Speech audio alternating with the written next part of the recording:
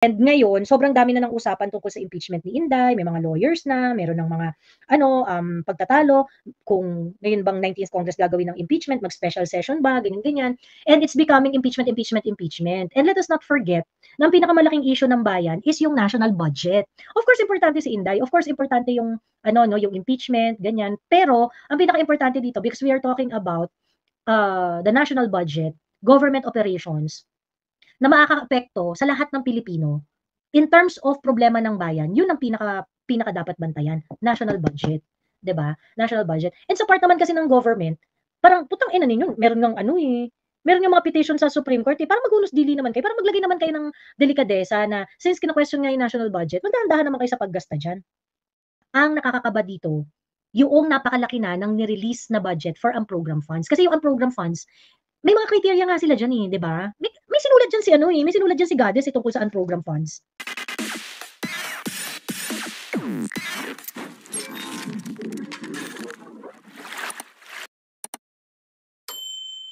Ang daming nangyari, so ang dami nating pagkukwentuhan and later on magbubukas ako ng tindahan. Itodo natin 'to, puyatan tayo ng wagas, char.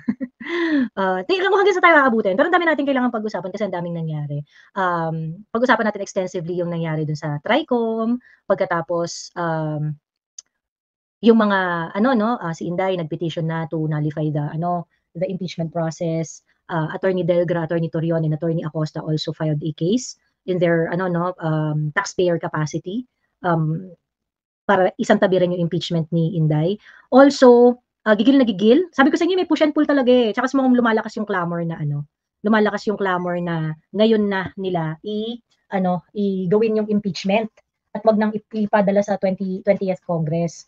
I think because there are some legal challenges dun sa kung sino man nag-isip na impeachment na yan, I'm pretty sure nag-isip nila yung mga legal challenges dun sa impeachment na baka mas lalong manalify kapag nag-crossover pa ito ng 20th Congress. And at the same time, because the national campaign already kicked off, na-realize nila na people don't love them anymore. No? Pansin nila yan. So that is why, kung matatandaan niyo yung conversation namin nila SAS noon, tungkol dyan sa impeachment, na isa sa mga reason kung bakit gusto nila na gawing gawing 20th Congress is because baka makamura sila. 'Di ba? Kasi they are expecting that they're going to get like the 12 slate or sabihin na natin 10 diyan tapos dalawa lang yung makalusot na pro Duterte aligned senator. Then it is easier for them to convict Inday Sara sa 20th Congress. I know that they know that it's quite difficult to achieve that. Dahil yung alyansa na sorties, talagang hirap na hirap silang magdala ng tao doon sa mga campaign nila despite the fact na binabayaran nila yung mga attendees, despite the fact na nagdadala sila ng mga artista, kung sino-sino pa, hirap na hirap silang punuin yung mga venue. There was one in Carmen, Davao del Norte, Dumaguete, Duterte country yan eh. 'Di ba? Nakita niyo yung pinost ni Dare na video. BBM, walang sumasagot. Walang sumasagot. So I think they know that if they're banking on organic votes, it's gonna be very difficult for them to win the election. And so, lumalakas yung clamor among the thieves, among the people na gustong i-impeach si Inday na ngayon na nila gawin yan. Also, gumagalaw rin yung kaso sa Supreme Court tungkol dun sa national budget and it looks like they are trying to drain the funds ASAP and nakakaloka. Ano pala yun, no? There was an article sa Business World talking about yung pag-disburse ng budget ng pera. And we are already at 65%. So February pa lang ngayon, we are already at 65% ng pag-disburse ng pera ng national budget. And according to sa article ng Business World, i-pull up ko nga yan. Kasi yun yung naging basihan ni Attorney Vic pala eh. That's why he made a live about it. Ayan. Yun yung naging basihan ng kanyang live. Article from Business World, which was released sometime in February 13. Ayan. But 2025 budget release rate hits nearly 65% in January. Sa January pa lang pala, 65% na siya. So, ito yung article. So, the Department of Budget and Management said 64.9% of the 2025 national budget has been released by the end of January. Ngayon, ang sabi dito sa article na to, kumpara sa sa 2024 budget. Sa 2024 budget, 77.9 yung pace ng release ng January. So, ibig sabihin, if you're going to compare the rate of release ng budget mas malaki pa ring dihamak yung the previous year kasi 77.9 na-release na yung budget ng January 2024. Ngayon, kumpara sa 2025, 64.9. So, mas mababa siya. If we're going to look at the rate of the pace of the release of the budget. Pero, ang nakakaloka kasi dito, merong release na budget sa unprogrammed funds. And the DBM said 531.37 billion was disbursed from unprogrammed appropriation. I felt this is something that is alarming. Ito yung alarming. Ito yung, kasi, di ba ang condition ng ang condition ng unprogrammed funds, teka lang hello direct. Oo, tinatanong niya kung ikukulong na daw ba ako. Tatanong niya kung ikukulong na daw ba ako. Sabi ko, ikukulong na ako. Padala mo ako ng food panda pag nakakulong na ako. Ayun. Then, ano lang, may nagtanong-tanong, nagbigay siya ng, ng, lang, nangumusta lang. Kasi, hindi kami nag-aabot. Kapag usually tatawag siya, tulog na ako, di kaya, hindi ko masagot. Pagkatapos, pag ako yung magte-text, siya naman yung busy. Ayan. So, ngayon lang siguro tumawag kasi. Kita niya live, sige nga makatawag, available. Ayan. Anyway, so, kamustahan lang naman, specifically doon sa, possible na mangyari in the next few days. Just making sure that, I have all the help that I need in the next coming days. Ayan, okay? Well, anyway, hala na nangyari. Miss Joey, ano po yung subsistence allowance sa AFP? Sabi ni Tambad, dodoblehin ngayon. Pero hanggang ngayon, dumating ang payslip for March, hindi pa rin nag-e-effect. Sabi ni Mark Jenver Cantoria. Oo nga, nakakaloka. Hindi pa nag-e-effect yung subsistence allowance ng AFP ng uniform personnel. As in, lahat to nakakaloka. Tapos ang pinakamalupit, yung mga CAFGU, hindi pa nila nare-receive yung kanilang 4,500 na allowance. Yung CAFGU, kasi di ba allowance lang yun? Allowance lang ng CAFGU eh. Ayun. Nakakatuwa yung mga live mo umabot ng 7 hours, yung tipong hindi ka ang sabi ni Nico Kachiko, grabe siya. Ayun, anyway, so yun balik na tayo dito sa usapan natin bago ko sagutin yung inyong mga comment diyan. Pasensya na, hindi ako nakapag-roll call ha. Hindi ako nakapag-roll call today, pero I try to catch up with all your comments. Ayan. I'll try to catch up with So balik lang tayo dito sa sa 65% nga na budget. Yung unprogrammed fund, kasi supposedly, di ba may mga conditions yon before mo siya mapondohan?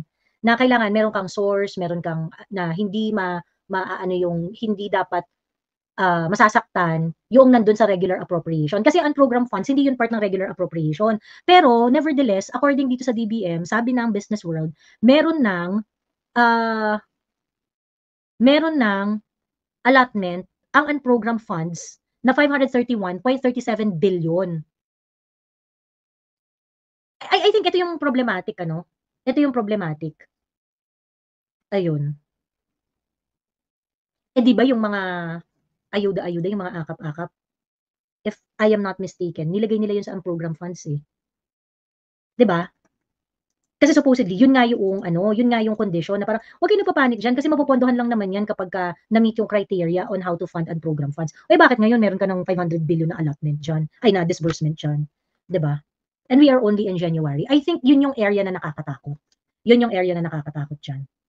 Kasi the rest ng mga disbursement, mga naman yun, mga regular appropriations yung mga yun, pang sweldo ng mga tao, yung mga ganun ba? Tapos release ka na lang ng release according to the schedule. So, pambayad ng mga renta, yung mga pambayad kuryente, tubig, pambayad ng mga bonuses, yung mga naka-earmark na talaga kasi you really need to pay it in order for the day-to-day operation of the government. So, I can understand kung mataas na yung disbursement kahit January pa lang because malaki naman talaga yung mga regular appropriations, yung mga recurring expenses ba ng government. Malaki naman talaga yun at malaking part ng budget yun. Pero yung mga programa nga na like for example, in this case, mga programa na under sa unprogrammed funds, yun yung katakataka. Kasi, di ba nga, ayaw nga nilang i-treat yung unprogrammed funds as part ng regular budget, kaya nga, singit lang sila ng singit dyan eh. Dyan nila sinisingit yan at dyan yung ginagamit nila to skirt yung requirement na bawal magsingit. Kasi sabi nila, pag nagsingit ka, dun sa regular budget, yun yung bawal. Pero pag nagsingit ka sa unprogrammed funds, hindi raw yun bawal. Di ba yung ganun yung mga paliwanag nila dyan. Anyway yun, so nakakatakot, si Attorney Vic meron rin siyang mga discussion about it. So we really have to watch out. And ngayon, sobrang dami na ng usapan tungkol sa impeachment ni Inday, may mga lawyers na, meron ng mga pagtatalo, kung ngayon bang 19th Congress gagawin ng impeachment, mag-special session ba, ganyan-ganyan. And it's becoming impeachment. And let us not forget, na ang pinakamalaking issue ng bayan is yung national budget. Of course, importante si Inday. Of course, importante yung yung impeachment, ganyan. Pero ang pinaka-importante dito because we are talking about the national budget, government operations. na makakaapekto sa lahat ng Pilipino, in terms of problema ng bayan, yun ang pinaka dapat bantayan, national budget, 'di ba? National budget. And sa part naman kasi ng government, parang putang ina ninyo, meron ngang ano eh, meron ngang mga petition sa Supreme Court eh, parang maghunos dili naman kayo, parang maglagay naman kayo ng delikadesa na since kina-question nga yung national budget, magdahan-dahan naman kayo sa paggasta diyan.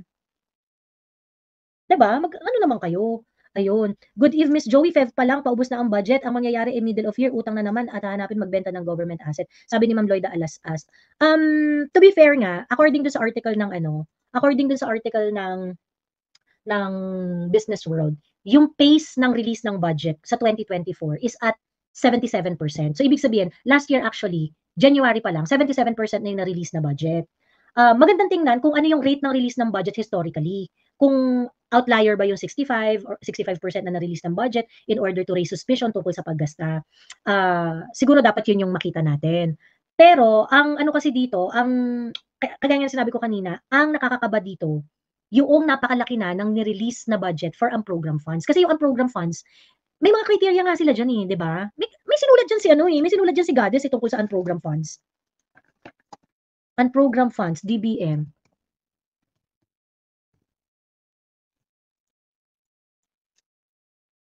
DBM. What is?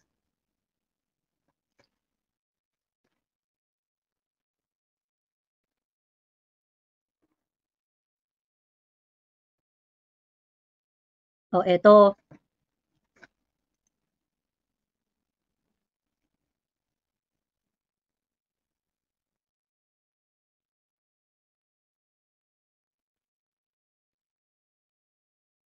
Teka ha, wait.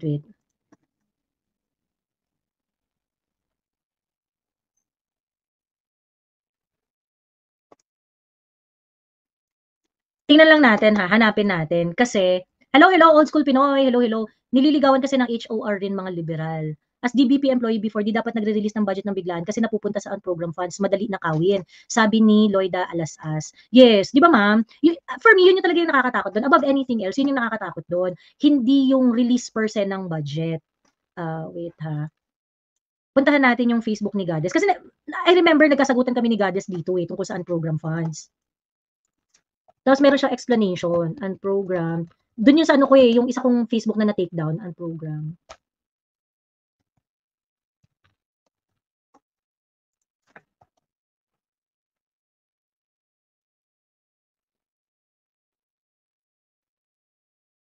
Ito meron siyang ano pala, meron pala siyang explanation doon. Sabi niya, wag po sana kayo maniwala agad. Okay. Tingnan nga natin yung explanation ni ano dito. Ayan. Wag po sana kayo agad maniwala sa mga taong naglagay ng kulay o bahid sa mga bagay na wala naman pong anomalya. Simula po na ma-establish ang DBM, nagsasagawa na po talaga ng comprehensive release ng budget once mapirmahan ng General Appropriations Act. Dalawa lang po kasi ang classification ng budget. Comprehensive release and the other is for issuance of SARO. Kapag napirmahan ako sa GAA, already serves as an allotment order. We call it GAAAO for specific programs such as salary of employees. Ayan, ito yung sinasabi ko nga kanina. In fact, para lang po mabigyan ng kaunting historical data, ito yung sinasabi ko na kailangan natin makita yung historical release. Pagka every January. In fact, para lang po mabigyan kayo ng kaunting historical data, noong 2018, 78.8 po agad ang national budget ang nai-release ng gobyerno as of January 31, 2018. Noong 2017 naman, nakikita nyo ba? Ayan. Teka ha, paano ba natin ito mapapalakihan?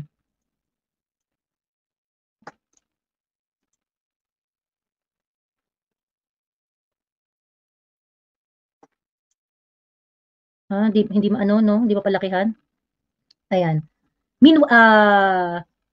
As of January 31, 2018, noong 2017 naman, 65.7 agad ang nai-release as of end of January. Meanwhile, last year, 78.1 naman of the national budget ang nai-release ng gobyerno as of January 31. Here's more detailed historical data on budget releases as of January. So ito yung tinutukoy ko kanina, dapat maganda na makita natin yung historical data ng release ng budget. So 2016, 64, 65, 2018, 78, 2019 re-enacted budget.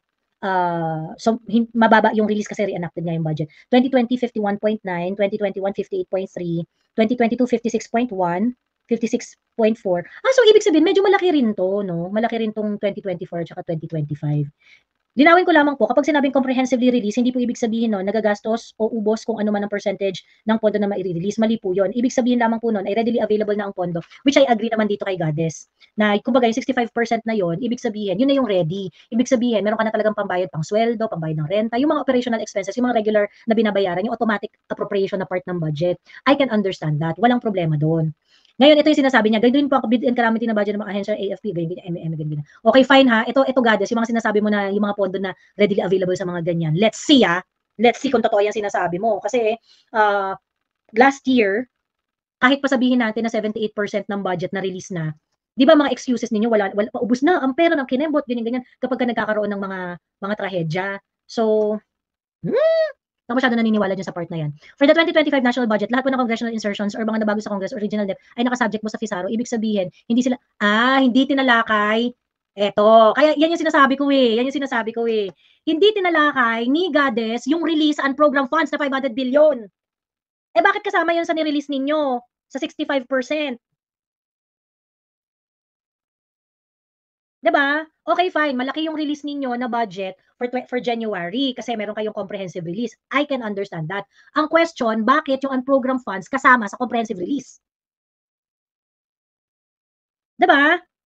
Bakit kasama yung unprogrammed funds sa comprehensive release? Ayun. Hanapin ko yung explanation ni Goddess dun sa unprogrammed funds. Kasi parang hindi yung tugma dun sa idea ng comprehensive release eh. Unprogrammed funds.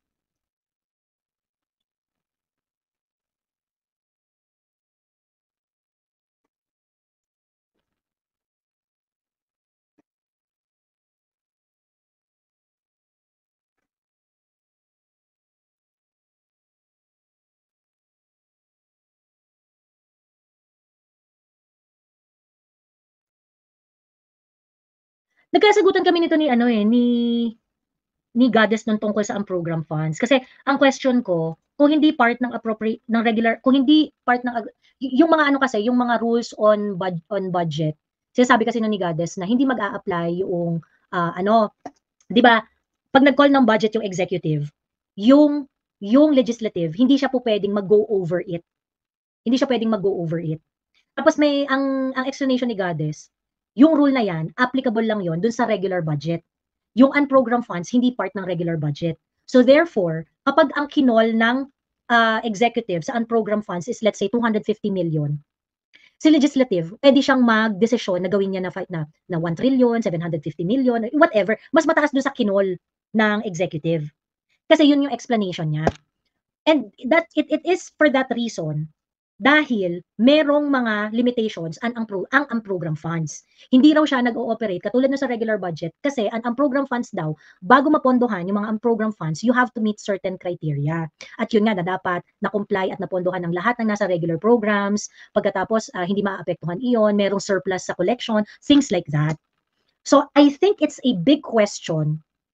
It's a big question that they are releasing 500 billion for the unprogrammed funds ng January pa lang.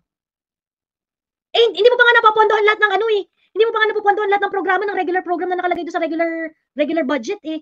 Tapos nag 500 billion ka na sa unprogrammed funds? Medyo disappointing yung explanation ni Goddess doon. Hindi niya in-explain yung budget for the unprogrammed funds. Ayun. Teka lang, bigyan ko ng link si ating ka-moisture. At hindi ko pa na-send hindi ko pa na-send sa kanya ang link. Wait. 'Di ba, nakuha ninyo? So dun sa part na 'yon, niloloko tayo nitong niloloko tayo nito ni DBM. Buwisit!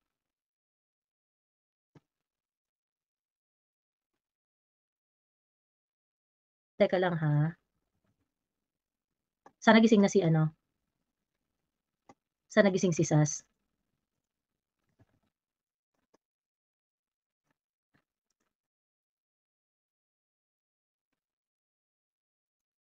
Hala, ayan.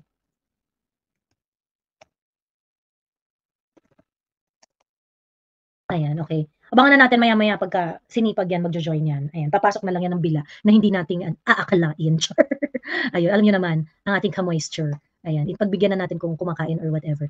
Tapos kasi gusto nila magtakatao sa 11 days daw nagastos na ang CF, nagastos na 125 CF na OVP, sila nga bilyon ng usapan. Kita kung paano nila pinamalisyoso si VP. Exactly. So yung idea ng comprehensive release, is actually founded dun sa idea na pinupondohan mo ang specific na program. So I have to agree with Goddess kasi sinasabi niya na yung comprehensive release na yon, sinasabi mo lang na guaranteed na yung pondo for the specific program. So kumbaga, inano mo na parang ito may pera na para diyan. May pera na dyan. So for example, kung kunwari, you're talking about the salary of the employees for the next 12 months hanggang doon sa kanilang bonuses. Ganyan. Perhaps it's part of the 65% na na-release na budget. Pero hindi ibig sabihin, iaabot mo na sa lahat ng mga empleyado yung sweldo nila for January agad-agad. Hindi. So until mahinog yun, yung specific time of release niya, ibig sabihin, hindi lang maaantala yung mga sweldo ng mga government employees, yung mga budget, yung mga bonuses nila and things like that, yung mga ganong echos. Ayun. So basically, yun lang yun. Ngayon, at the end of the day, ang problema, and I think what DBM should explain is yung program funds. Kasi may criteria kayo dyan, ba't kayo nag-release? Ba't kayo nag-release agad? Saan nyo nakuha yung budget? Saan nyo nakuha yung pera para doon? Ayun. Ayan. Pwede kayang kasuhan lahat ng mga magic, malaki pa ginastos tapos kung matagal sa SED, ubos na. Ay, Ate Joey, na-miss ka namin. Kulang na lang i-chop-chop ko ang replay mo para tuloy-tuloy kita mapanahon. Ayun. Anyway, pasensya na, na-busy lang talaga kasi marami talaga ring ginawa. Maraming mga bagay na inano. So, pasensya na ata, natagalan tayo. So, yun yun. So, yun yung tungkol dun sa budget. Yun yung tungkol dun sa budget. So, another thing that, gusto kong ikwento sa inyo, at pinost ko rin naman ito, alam nyo ba na noong February 11, pinost ko na to, inaamla na kami. Hindi naman siya yung wagas na pang-amla. Transaction pa lang naman yung mga tinatanong. Pero I would just like, kasi kanina tumawag nga si Direk, kinakamusta ako, ganyan. Because I think, he also saw my post dun sa mga panggugurgur sa amin, ganyan. Tapos yung, isasampina na nga raw kami ng House of Representatives. Ganyan. Pero wala pa naman dumarating. So feeling ko, baka next week pa yung dating yan. Pagkatapos, baka March 4 pa yung scheduled na hearing, yung TRICOM hearing. Pero to be honest ako, wala namang problema sa akin mag-appear. But I consulted lawyers, okay? I consulted my lawyers about it. And I would always weigh my options kapag ka mag-a-appear. Kasi nga, klarong-klaro na meron talaga silang gustong gawin sa amin. Nire-review ko nga yung mga transcript ng TRICOM. Makita mo talaga nagigil sila. Makita mo talaga, yung mga speech pa lang ni Barbers, yung mga salita pa lang nito ni Barbers na kupal, talagang gustong-gusto niyan talaga kaming tirisin. Ganon. Ang pagkakamali kasi nito ni Barbers, akala niya, yung mga pagtitripan niya, hindi siya papalagan. Ganon. Akala niya hindi siya papalagan. Biruin mo, nireview ko yung transcript ng namin, ng hearing nung February 4. Nakakaloka. Alam niyo kay Mark Lopez, natawa ako. Sabi nila ganun, sige, reviewin natin yung mga excuse letter nila, tapos mag-decide tayo kung i-show cause natin sila o hindi. Ganun yung usapan ng hearing. Pagkatapos, yung excuse letter ni Papi Mark, sabi ganun, ito, hindi raw siya a-attend kasi ganito, na after consultation daw sa lawyers niya, ganyan, they believe na merong ganito, na hindi mapoproteksyonan yung rights niya pag napunta siya dito sa hearing, ganun. Tapos, mahaba kasi, so maraming reasons si Papi Mark Lopez. 2 line pa lang yung nabasa ni Dan Fernandez. Sabi ni Paduano, hindi, show cause na yan. 2 linya pa lang 4 pages yung niya, yung letter niya, explaining himself kung bakit hindi siya makakapunta. Tapos itong si Paduano, hindi, I move to issue a show cause against Mark Anthony Lopez. Sabi ko, attend sa ganong hearing na hindi ka naman pinapakinggan. Sinulat mo na nga yung dahilan mo, hindi binasa ng buo, pagkatapos inisyuan ka agad ng show cause order. Nakakaloka. Pagkatapos, syempre, alam niyo naman yung nangyari sa akin tungkol doon. Yung sa akin pa lang, binabasa pa lang ni Benny Abante yung excuse letter ko. Sabi niya, contemptible na daw. Diba?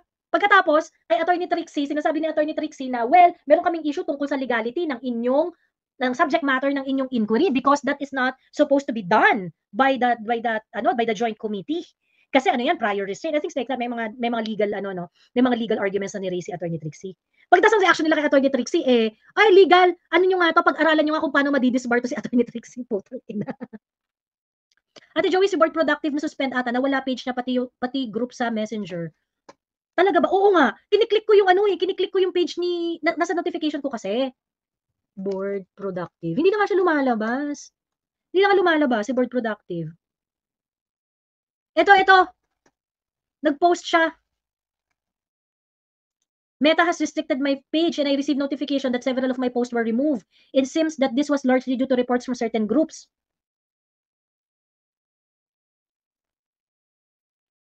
Okay. Ayun, so meron namang ano, si Board Productive, meron siyang board listed. Maraming backup pages to si Board Productive eh. Ayan. Meron din siyang boardcast at saka yung board listed. So, i-follow nyo na lang, guys. I-follow nyo na lang to. Feeling ko din i-activate pa niya yung ano niya, yung board productive niya kasi ano, para kumalma yung mga nagma-mass report. Ayan, mga kaburyong, restricted ang board productive page. I-update ko na lang kayo dito at sa boardcast. So, i-follow nyo na lang muna ito, board listed at saka boardcast. Hindi ko pala na-share. Ano ba yan? Sorry naman. Ayan. I-follow nyo na lang to, board listed at saka itong boardcast. Ayan. Ayan. So, dito na lang muna kayo. Kasi bumibira rin ng ano to si ano eh. Bumibira rin ng bongga si board productive eh. Ayun. Ayun lang, okay. So, good evening, what if mag-create tayo ng forum outside social media, then yung mga members mag-join doon, sabi ni Pink Vader. Yeah, I think that's a good idea. Dapat nga, meron ng Filipino ano eh, social media platform eh, run by Filipinos. I think that would be ano, no, that would be the most ideal. I do not know how to initiate that or ano. Pero dapat magkaroon na tayo ng ano, ng Filipino made, Filipino run na social media platform. Anyway, tayo naman yung ano eh, mga Filipinos naman yung pinaka bonggang-bongga sa paggamit ng ano, ng social media. We are social beings. So, meron lang sanang mag-invest, no? Gawa tayo Pinoy SOCMED, sabi ni Ignis. Di ba? Ako, I mean, yung mga content sa Facebook, pwede mo rin namang dalhin doon. Di ba? Pwede mo rin dalhin doon. Grabe rin banat at videos ni Board, kaya follow. Trigger dyan sa House of Talks, kaya mass report ng trolls. Oo. Ayun. So parang, tingin ko, hindi ba ano yan? Hindi ba lucrative yan? Tingin ko naman lucrative yan. Di ba, na mag, ano, na mag, lucrative ang mag, ano, magkaroon ng Filipino run social media. Marami naman tayong mga tech people who can actually do the works like what they're doing in Facebook. Ayun, ano ba yung magiging challenges niyan? Tapos ang name, SOCMED, sabi ni Holyfield. O, di ba? Tama, ganda. Friendster version 2.0. Ayun. Yeah. So anyway, di yun na nga. So babalitaan ko lang kayo. I think, ano, no, marami ring nag-aalala at marami ring salamat ako sa mga check kung ano ng kalagayan ko, ganyan-ganyan, kung ano na yung sitwasyon ko. I really appreciate it. Isa sa mga ano nga, dahil nag-aalala sila, dahil meron ako, nag-post kasi ako nung ano tungkol dito sa, yung in-AML yung isa kong transaction, okay?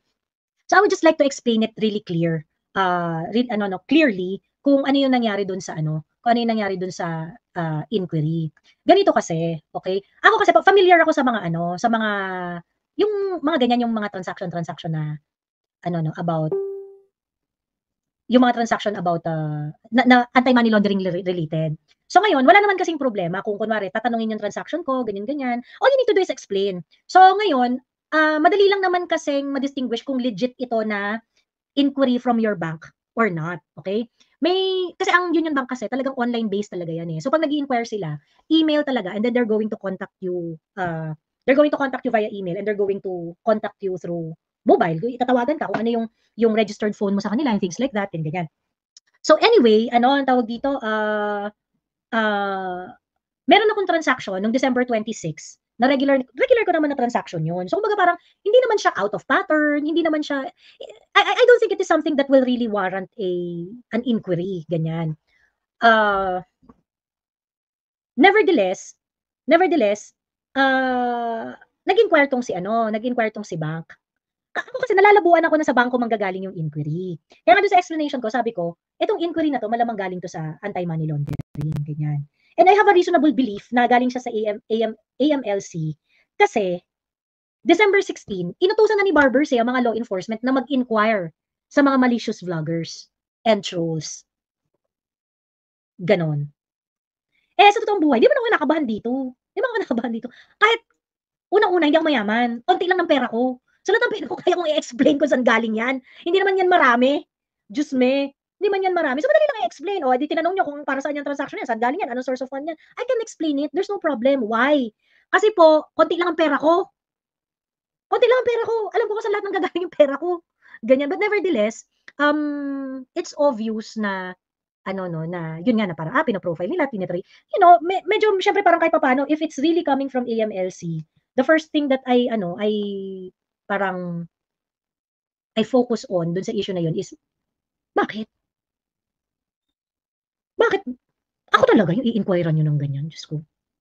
Si TP imbestigahan niya extremely wealthy na daw walang work, sabi ni Butter Cheese Lo. Kaya dapat nga yung mga nino-notify from AMLC. I don't know if they're doing it, pero Diyos ko po, kung kayo, yung transaction na kinwestiyon sa akin, it's not even alam hindi talaga siya suspicious, Diyos ko, nakakaloka. Kasi there are ways on how you're going to flag a transaction suspicious. Like for example, out of pattern siya, pagkatapos yung parang, bakit yung transaction niya na to parang galing from a source na hindi naman niya usually nare-receive? Ganyan. So kahit hindi siya lampas ng 500,000 pesos kasi covered transaction yun, i-inquire mo talaga yon kung ano yung transaction na yon. Pero kung wala, hindi naman siya lampas sa 500,000, yung amount na to, regular naman to na nare-receive within that period. Ganun. So hindi talaga siya suspicious. So I'm pretty sure yung inquiry dyan is triggered not by the bank. Not by the bank. But of course, ang frontline kasi sa inquiry bangko. So yung bangko talaga ang magtatanong. Kapag inutusan sila ng AMLA, they have no choice but to ask me. Ganon. So nagtataka lang ako na parang bakit ako tinatanong ng bangko ko doon sa transaction na yun, ganon. So I can only surmise na kaya ako tinatanong ng bangko ko kasi dahil doon sa speech ni Barbers. Inutusan niya yung AMLA. Inutusan siya ng AMLA. Ayun. So you see how you know I think hindi nagpaano nga ako, nagpaboto nga ako doon sa page ko na tingin niyo pag umattend kami, ano gagawin sa amin ng HOR? Are they going to treat us nicely? Or contempt tas kulong? And overwhelmingly, 96%, dalawang beses ko pang tinanong yun magkaiba pa. Yung binago ko pa yung posisyon nung oo, iko-contempt ka tas ikukulong. Binago ko pa yung posisyon kasi baka mamaya sabihin nila, hindi kasi yung unang choice na oo, nilagay mo sa top choice binago ko pa yung in order to see what would be the public perception about it. Bakit? Tangina 96% naniniwala ikukulong nyo kami. Ikukulong nyo kami dyan. 'Di ba? And I don't think successful ang TRICOM in trying to make that hearing agnostic or neutral sa kung sino man yung content creator. Target niya talaga Duterte-aligned vloggers. Pag hindi Duterte-aligned vloggers, mabait kayo. Ganon. Pag hindi Duterte-aligned vloggers, mabait kayo. Ganon. Pero pagka Duterte-aligned vloggers, I'm pretty sure gigil na gigil kayo. Kagaya nun, nag-prior restraint show na tong si Barbers eh. 'Di ba? Nagkaroon na ng prior restraint show tong si Barbers eh. Ang hinighlight niya mga post ng mga DDS vloggers. Kay Jay Sonsa, kay Jun Abine, sa akin. Tapos parang meron pa siya mga post doon na kunwari mga token pagkatapos mga pages naman. Tapos pagdating sa DDS vloggers, personalities talaga yung ginamit. Yung sabihan ka pa lang na namo tapos sabay bawing di daw mura yon, sabi ni Rico. True! 'Di ba? So you cannot tell me otherwise na chill lang yan, ganyan. Pagkatapos yung mga nagsasabi, duwag ka, ganyan kasi ayaw mong humarap sa TRICOM. Putang ina niyo pala. Basta sige pupunta ako doon. Basta pagkakulungan time na, kayong papalit sa akin. Walang problema. 'Di ba? Walang problema. Pupunta ako doon, pero pag time ng kulungan na, kayo ipapalit ko sa akin. Okay lang sa inyo? 'Di ba? Ayun, sampahan niya ng kaso si Barbers para maleksyonan. Ayun nga. And aside from that, Barbers already nagkaroon na ng media tour tong si Barbers December 6 pa lang. In fact, last week ng November pa lang, fino-float na 'yan na babalatan daw ng buhay ng House of Representatives ang mga DDS vloggers. Ni-report yun ng Abante eh. So, ano yung babalatan ng buhay? Ni-report yun ng Abante eh. Babalatan ng buhay, Abante. Sabi ni Lyndon Garcia, ba't di kayo nag-file ng protection order? Nag-file na nga kami, Lyndon. Nag-file na nga kami sa Supreme Court. Hindi ko makita yung